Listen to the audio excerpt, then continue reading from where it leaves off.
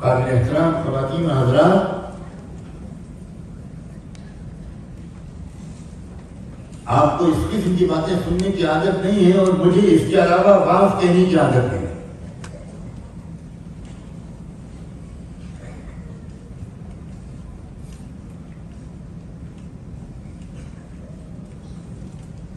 خدا کے لیے سوچیے،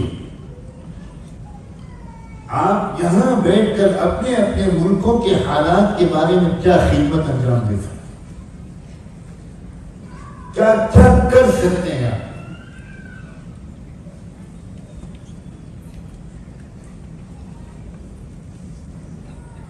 مجھے معلوم ہے بہت سے کارہائے خیر میں آپ شریک ہوتے ہیں، مسجد بنا رہے ہیں، کہیں تو کچھ مدرسہ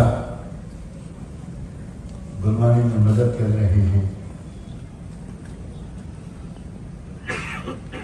میں ان چیزوں سے بے خبر نہیں ہوں، اللہ آپ کی ان حسنات کو بے حد قبول فرمائے اور تمام اپنے اپنے وطنوں میں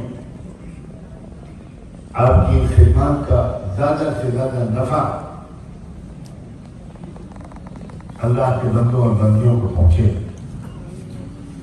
لیکن میرا خیال یہ ہے کہ اپنے اپنے ملکوں میں انصاف کے نظام کو قائم کرنے کے سلسلے میں، مظلوموں کی مدد کے سلسلے میں، ظلم کی طاقتوں کو کمزور کرنے کے سلسلے میں، قیدیوں کی رہائی کے سلسلے میں، یتیم بچوں کی اچھی تعلیم و تربیت کے سلسلے میں، اور نہ جانے کن کن مشکلات میں مبتلا اپنے بھائیوں، بہنوں، نوجوانوں کی اعانت کے سلسلے میں آپ اور بھی بہت کچھ کر سکتے ہیں۔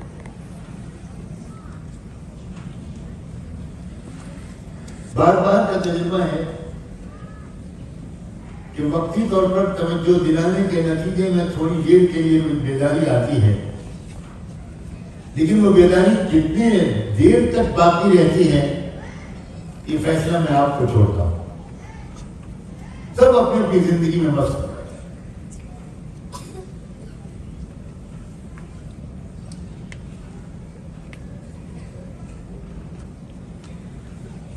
اس وقت 50 مسائل جو پہلے سے چل رہے تھے وہ تو بدستور باقی ہیں اور ان کی شدت میں اور اضافہ ہی ہو رہا ہے، لیکن ہمارے ملک میں وقت کے قانون میں جو خطرناک ترمیم، انتہائی بھیانک امینڈمنٹ کا بل پارلیمنٹ میں پیش ہو چکا ہے،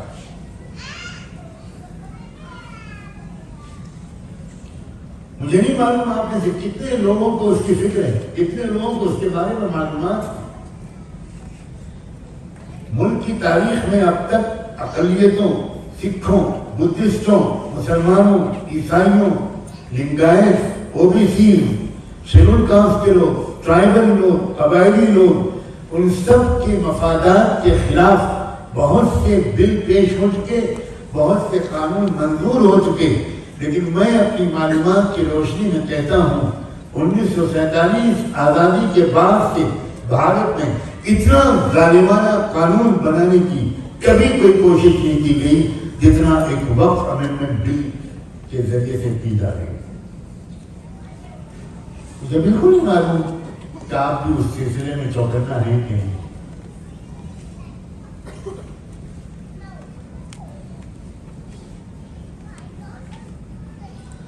لاکھوں کی تعداد میں، بلکہ کروڑوں کی تعداد میں پوری دنیا میں رہنے والے انڈین مسلمانوں کی طرف سے جواب جانا چاہیے۔ سخت سیاسی دباؤ کے بعد حکومت مجبور ہوئی کہ جوائنٹ پارلیمنٹری کمیٹی کے سامنے اس بل کو رکھے اور ایک سرکولر جاری کیا گیا کہ پوری دنیا میں جہاں کہیں بھی انڈین شہری بستے ہوں وہ اس تبدیلی اور ترمیم کی تجویز کے سلسلے میں اپنی رائے بھیج سکتے ہیں۔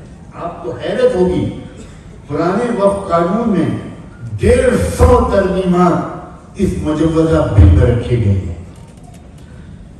کوئی مسجد محفوظ نہیں رہے گی, کوئی مدرسہ محفوظ نہیں رہے گا, کوئی خانقاہ محفوظ نہیں رہے گی, کوئی قبرستان محفوظ نہیں رہے گا اگر یہ قانون منظور ہو گیا, ایکٹ بن گیا.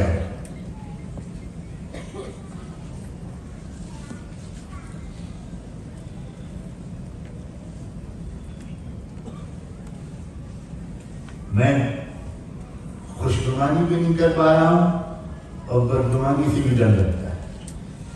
میرا خیال یہ ہے کہ آپ میں سے بہت سو کے سامنے اس وقت پہلی بار کی بات آ رہی ہے.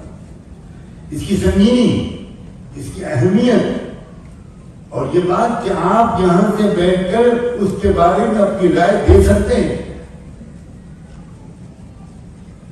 مسلمان جماعتوں اور تنظیموں نے اور انڈیا مسلم پرسنل بورڈ کی قیادت میں باقاعدہ پورا جواب تیار کر دیا ہے جو ماہرین قانون نے مرتب کیا ہے. سپریم کورٹ کے ریٹائرڈ ججز نے وہ جواب مرتب کیا ہے. اور ایک کیو آر کوڈ کے ذریعے, ایک کیو آر کوڈ کو اسکین کر کے آپ بہت آسانی سے کلک کر کے آپ کا جواب سیدھے اس پارلیمانی کمیٹی تک پہنچ جائے گا. جو انڈین مسلمان ہیں, میں یہ بات ان کی خدمت میں عرض کر رہا ہوں, کہیں بھی رہیے اسلام کے مستقبل کے بارے میں فکر مند رہنا فرض عین ہے.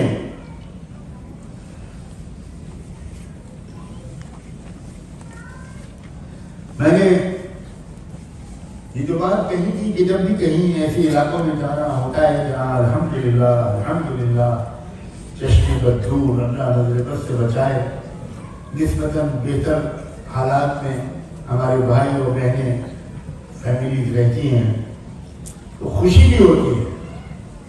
لیکن جس غفلت کی نیند میں ہیں ہمارے بھائی اور بہن, اس کو دیکھ کر بہت دکھ ہوتا ہے, بہت دکھ ہوتا ہے.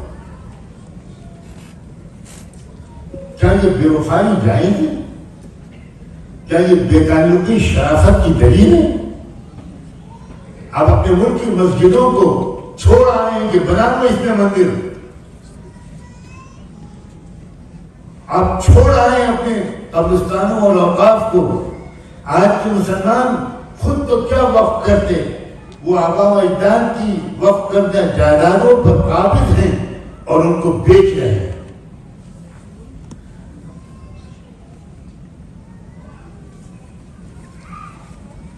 کہیں بھی رہیے, واقف رہیے, شریک حرم رہیے, شریک حال رہیے.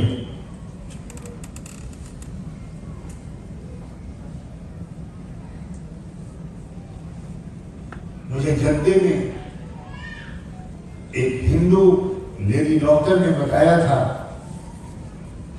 کہ بابری مسجد کو شہید کرنے کی جو پوری تحریک چلی ہے اس پوری تحریک کو سب سے زیادہ جو فائننس کیا ہے وہ گلف کنٹریز میں رہنے والے ہندوؤں نے اور امریکہ میں رہنے والے ہندوؤں نے کیا ہے. چلو پر پانی میں ڈوب کرنے کی بات.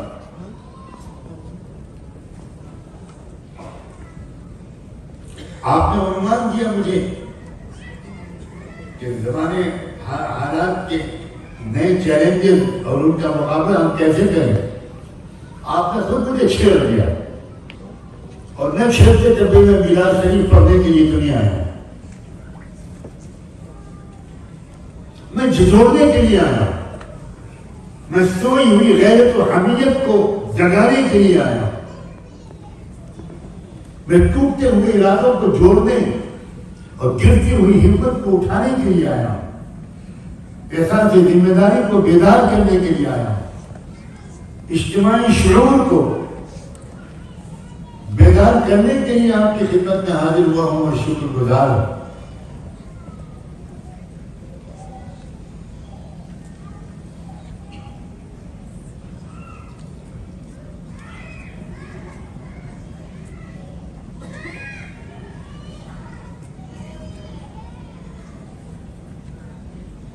دوسروں کو انصاف دلانا تو چھوڑیں، مسلمانوں کی اکثریت تو خود اپنے اوپر ہونے والے ظلم کا مقابلہ کرنے میں کوئی ایکٹیو پارٹیسپیشن کرتے ہوئے دکھائی نہیں پڑتے، سب اپنی اپنی دنیا میں مست ہیں، بہت مطمئن اور خوش ہیں۔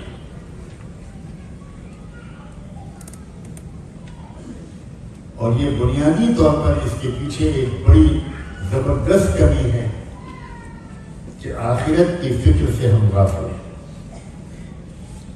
سب سے بنیادی جو ہماری کمی ہے،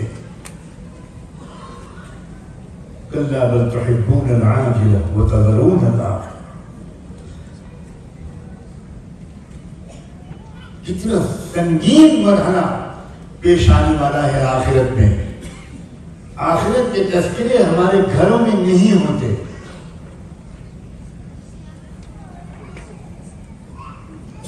آخرت کو ایک ایسا موضوع بنا دیا گیا ہے کہ کوئی مولوی صاحب آئے، کوئی مولانا صاحب آئے اور وہ کوئی تقریر کرے تو اس میں آخرت پر بات کر لیں گے۔ اب تو ہم جیسے علماء نے آخرت پر بات کرنا چھوڑ دیا۔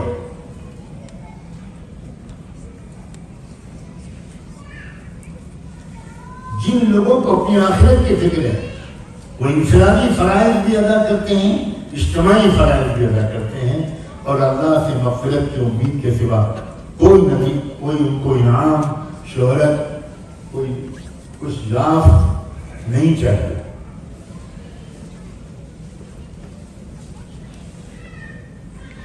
یقینی طور پر ہم نے سے ایک سے آخرت میں پوچھا جائے گا، تمہارے ملک میں مسجدیں شہید کی جا رہی تھی، تم نے کیا کیا؟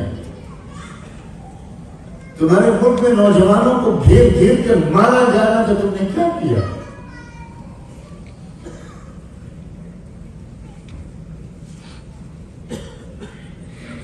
تمہارے گھر میں 80 کروڑ، تمہارے ملک میں 80 کروڑ لوگ، 80 کروڑ ملک کی آبادی کا آگے سے بڑا حصہ یہ وہ ملک ہے جو وشو گرو بننے کا دعویٰ کرتا ہے۔ کس کی آنکھوں میں دھول جھونک رہے ہو تم؟ پورے ملک کی دولت کو 4-5 یا 20-25 کارپوریٹ ہاؤسز کو، پورے ملک کی دولت کو چوز کر ان کو مالدار بنایا جا رہا ہے۔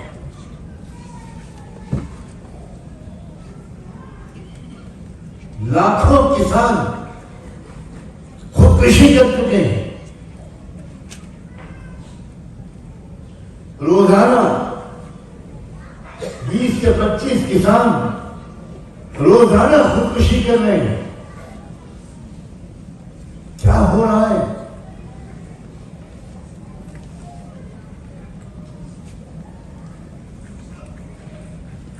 کاش کہ ہم سب مرد اور عورتیں، میرے نوجوان بیٹے اور بیٹیاں، میرے بھائی اور بہنیں، وہ سوچیں کہ ہم کیا کر سکتے ہیں، اب اپنے ضلع کی ترقی میں کیا حصہ لے سکتے ہیں، اپنے گاؤں میں کیا کر سکتے ہیں۔ ہر شخص اگر اپنے چھوٹے سے پڑوس کے ماحول میں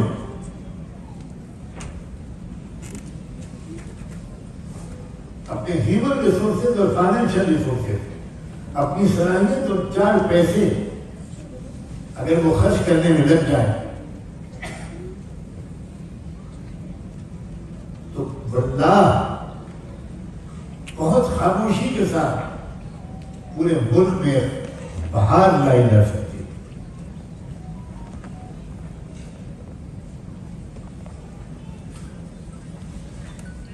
میں جب بھی آتا ہوں اور مجھے کوئی موقع حضرات دے دیتے ہیں، میں اسی درد کا اظہار کرتا ہوں۔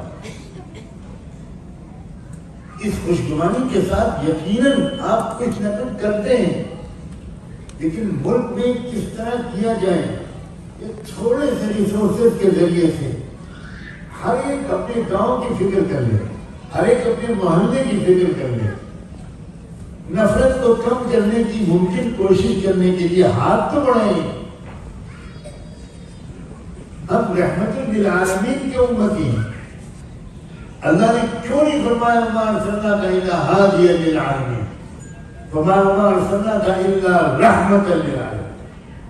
اسلام کا جو جوہر غالب ہے وہ رحمت ہے. اور للعالمین لیس للمسلمین.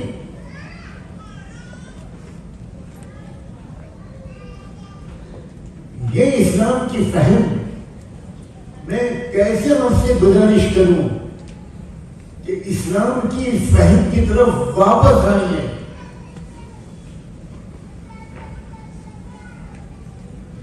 روایتی قسم کی جو فہم اسلام کی چل رہی ہے وہ ناکافی ہے.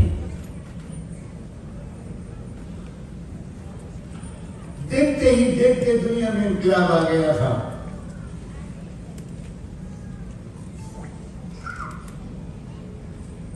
اتنے کم عرصے میں دنیا میں اتنا مال پھیل گیا تھا. نماز پھیل گئی تھی یہ میں نہیں کہہ رہا ہوں. تقویٰ پھیل گیا تھا صرف یہ بھی میں نہیں کہہ رہا ہوں. حیا اور حجاب پھیل گیا تھا یہ بھی نہیں کہہ رہا ہوں. اللہ کے رسول صلی اللہ علیہ وسلم نے حاتم طائی کے بیٹے عدی ابن حاتم سے کہا تھا کہ عدی ایک وقت وہ آئے گا جب حجہ سے چل کر مکہ مکرمہ آئے گی ایک اکیلی عورت سر سے پیر تک سونے میں لدی ہوئی, اسے کسی کا خوف نہیں ہوگا. اور عدی ابن حاتم نے گواہی دیتے ہوئے کہا کہ میں نے اپنی آنکھوں سے دیکھ لیا سیرہ سے چلی ہوئی ایک عورت آئی اکیلی اور اس نے خانہ کعبہ کا طواف کیا. میرے آقا محمد رسول اللہ کی بات سچ ہوتی ہوئی میں نے آنکھوں سے دیکھ لی. عدی ایک وقت آئے گا کہ زکوٰۃ تقسیم کرنے والا پورے عالم اسلام میں گھومے گا, کوئی زکوٰۃ قبول کرنے والا نہیں ملے گا. عمر ابن عبدالعزیز کے دور میں وہ وقت آ گیا. اس قدر خوشحالی پھیل گئی. دین اور دنیا دونوں کی ترقی اسلام چاہتا ہے. ربنا آتنا فی الدنیا حسنہ وفی الآخرۃ حسنہ. اس جامع تربیت کی طرف واپس آؤ. اللہ کے بندو, اللہ کی بندیوں,